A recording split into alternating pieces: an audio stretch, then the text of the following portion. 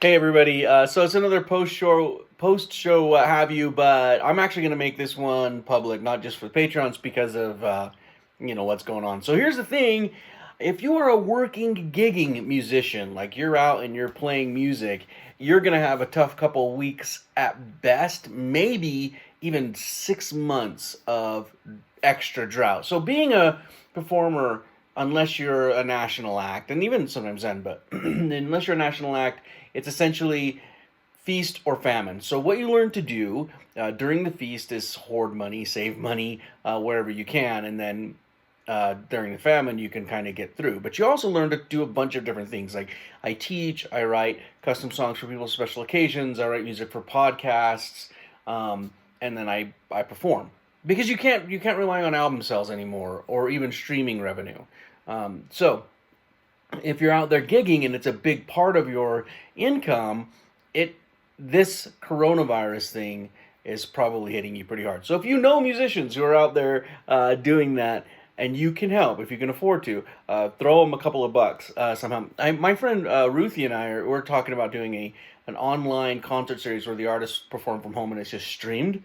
So keep an eye out for that. But I was as my patrons know, I was playing bass for a musical, and that show was closed. The Little Shop of Horrors closed. Poof! It was supposed to run through the 21st, but look, it's the right thing to do. We can't really test in America. We don't have enough tests, so the right thing to do is to limit the number of people who can get together and spread the germs. And then um, I also was supposed to play for yesterday. I got a contract for Matilda, which I'm really excited to take part in because it's Tim Minchin, and I want to play Tim Minchin stuff. I signed it, and then I didn't really sign it that way. I signed it using the PDF feature on your MacBook, where you can actually like sign your signature on the little trackpad, and it saves it. And you can just throw that into PDFs. It's not what I'm talking about. So anyway, I signed it and sent it back, and I was really excited to do that because I had just a few minutes before that, maybe 25 minutes before that, had received the email saying that Little Shop had closed. I signed the contract, sent it back, and then about 40 minutes later, I heard that Matilda was closed. So it was going to be closed and postponed. And that's the thing, like, maybe we just have to make it through a couple of weeks, but we don't really know. In America, we don't really know where we are. They're saying it's like, I think I saw 1,400 or 1,200 today cases with 41 deaths, but we can't test people. We've tested like less than 1% of the population. Even if you think you have the symptoms, you can't get a test. So that's just jacked up, you know. That might push us out 5 or 6 months of these sort of draconian, no more than 250, or in Utah I think it's no more than 100 people gathered together.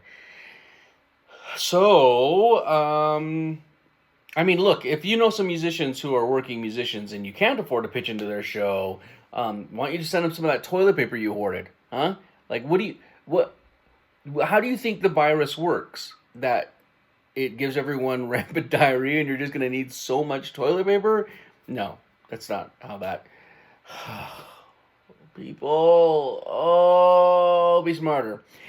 And if you are stuck at home with your kids who are home from school, uh, you can, ask your music teacher. I'm offering for my students that will be able to do video lessons. I don't like video lessons as a rule, but hey, it's something to do. If you're stuck at home, why don't you watch some musicals? Watch just listen to some music, watch some live concerts if there's somebody streaming, or watch some recordings of live concerts. This is a great time to have extra music in your life. Uh, yeah, this sucks. All right, peace and song.